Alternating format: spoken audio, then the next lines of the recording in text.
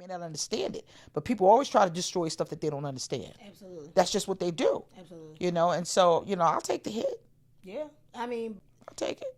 You saying you'll take the hit, but you I'll take I don't it. want to say this. Just say it. You just, I find you just have this resilience, like you have this kind of, and I dealt with this on my last episode. There was, there are a lot of people in the world who just don't have that type of intuition, or that type of motivation, or that type of endurance or tenacity, maybe that's the word I'm looking for, to literally continue to press in the face of pain and persecution and abandonment, all these things that people go through on a daily basis. And then you see someone in a season of their life where they seem to have it, together around every corner. Like, what makes you keep coming back? Hate. Explain that. Bring it on. I'm going to quote Jay-Z. I love Jay. I know you're going to give me the Saints. I know a couple lyrics. They going to give me hell, I'm sure, but that's all right. Jigga said, thanks for the fuel, hater. And every time someone throws hate at you, you've got to take that energy and divert it into something positive. Whenever someone tells you you can't do something, divert it to I can.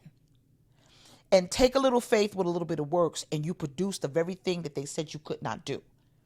When you tell me I can't do something, I'm going to take the same energy and project it into something to throw it in your face and say, did you say I can't do this?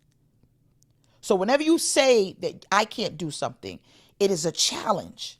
If you're going to be Christ-like and develop his character. His character is when you say I can't do it, I'm going to show you that it is possible. With Christ, all things are possible. So that is one of the key components of the characteristics of Christ. With Christ, all things are possible. So if you're going to be like Christ, be like him.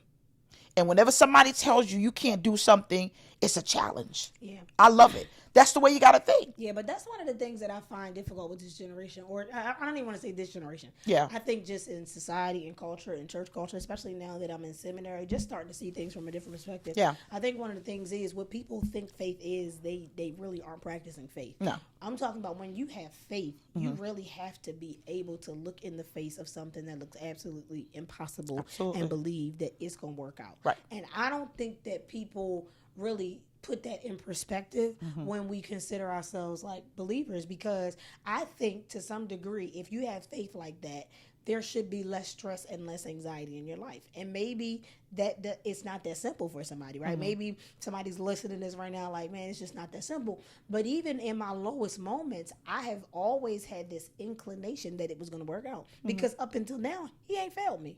Up until now, I haven't said, now there have been some low days, but I'm talking about when I really look back over my entire life, I'm like, it always seems to work out. And if I know that he did it then I have to believe that he's capable of doing it now. And so it's so many people that I think claim to have faith that don't really have faith. There are so many people who say, I'm a believer, but I'm talking about when you really have your back up against the wall. Right. Do you actually understand not just what people preach to you on Sunday, but what their word tells you every single day? And I think that's something that we wrestle with. And so you got a lot of people who don't know how to endure, and you got a lot of people who aren't secure. Right. You got a lot of people who aren't as solid and aren't as resilient, who don't know how to bounce back because people have said things to them that have dissuaded them from, church and all these types of things. But I believe that right now is an opportunity for us to speak to individuals across this world who may never step foot in the church, but may hear the truth of God in the way that we shine it. And so even in this forum, this platform, sitting here today, taking the time to talk to you,